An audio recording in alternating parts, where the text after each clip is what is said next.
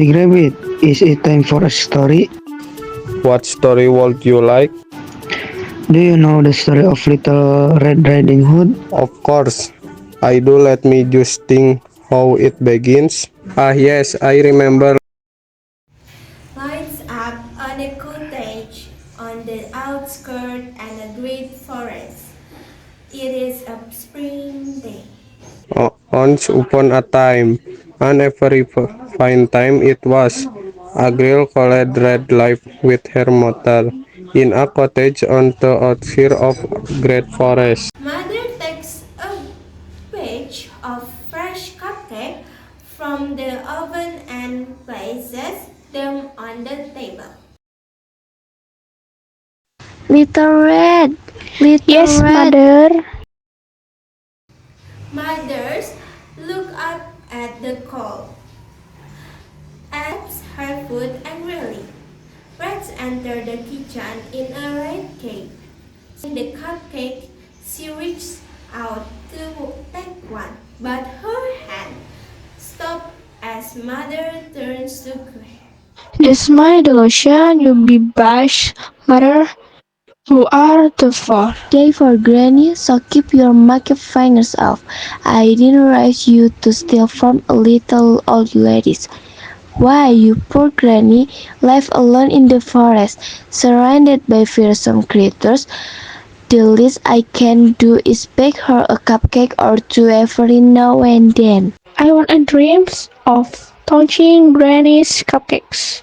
Mother piles the cupcake into a wicker basket, then puts her hand on her hips. No, you're to take this basket straight to Granny's. No daily darling. Keep to the bed and never ever take to stranger. Do you hear me? Yes, mother. Red takes the basket and hurries from the kitchen. Lights up on a sun-dappled forest. Red enters skipping and singing.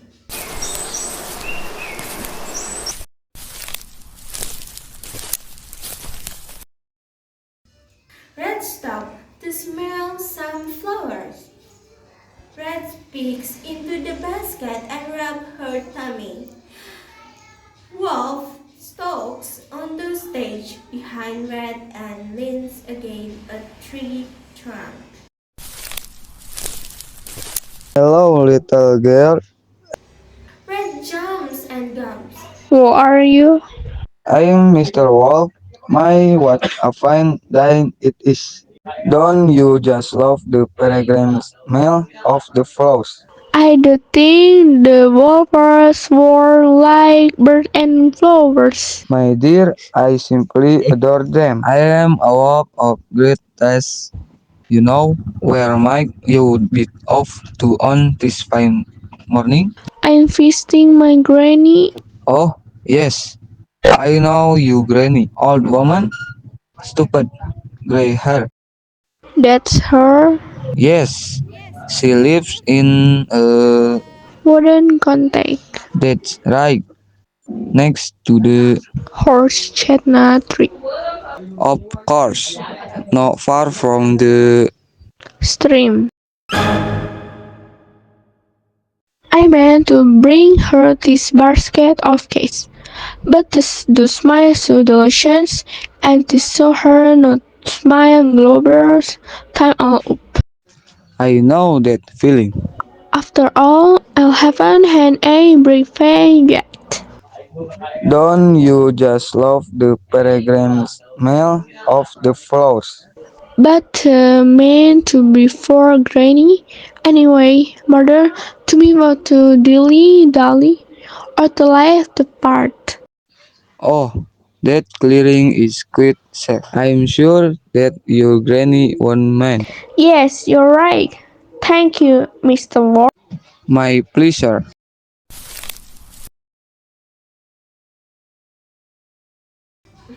Red skips off and she leaves Wolf licks his lips. Wait, it was a trick? Of course, it was a trick. He's not a nice wolf after all. No, has the big bad wolf.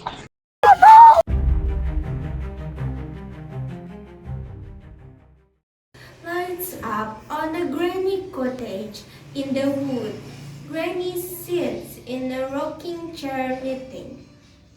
As the wolf races along the path to the wooden cottage, to the horse chestnut tree, too far from the stream, his belly rumbled quiver. Hurries up to the cottage door and tiptoe and knocks 3 times.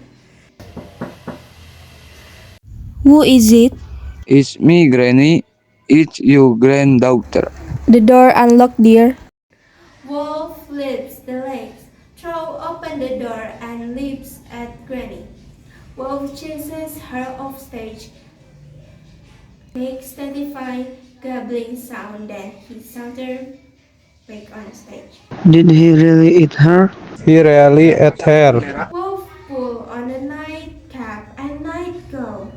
He leaps into bed and pulls the quilt over his nose. After polishing off Tere Kopke's red hat gathered a whole bunch of flowers, took them into her basket and carried on down the path. Soon, succeeded to a stop outside the door. Red runs to the door and knocks 3 times. Who is it? It's me, Granny. Is your granddaughter? The door's unlocked, dear. Granny, you're sick. Puts down her basket and approaches the bed. She leans down to the wolf, but pulls back suddenly. Oh, Granny, what big gas you heard. All the better to hear you with, my dear. An ear pocket out the nightcap. Oh, Granny, what big ears you have. All the better to hear you with, my dear. Wolf quilt lips further to reveal long, sharp teeth. Oh, Granny, what big cat you have. All the better to eat you with. Wolf roars and leaps out of bed. Red triggers and as Wolf chases her off stage.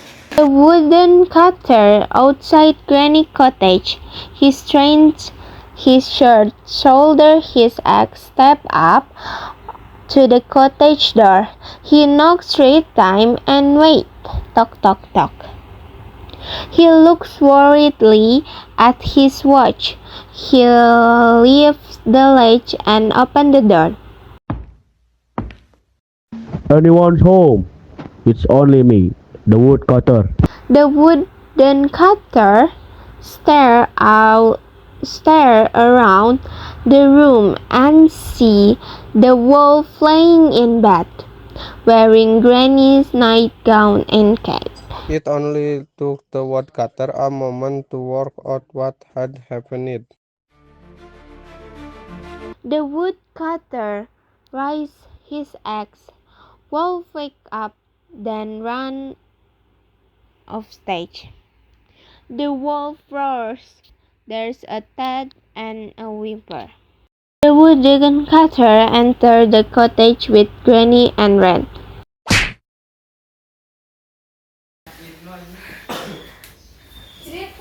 You save us. Red and Granny say thank you to the woodcutter. That I'll teach you to eat an old lady. Now be off with you and don't come back. Wolf hurries to the door and hurries out of the cottage without a second glance. I'm not harm in the forest. But Red, hasn't your mother ever taught you not to speak to strangers? Oh, mother, tell me store of things. Not to dilly-dally, not to leave the path.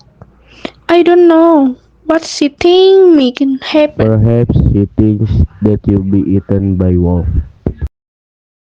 Red, Granny, and the wooden cutter eat the cupcakes and sip the tea inside the cottage. The lights fade.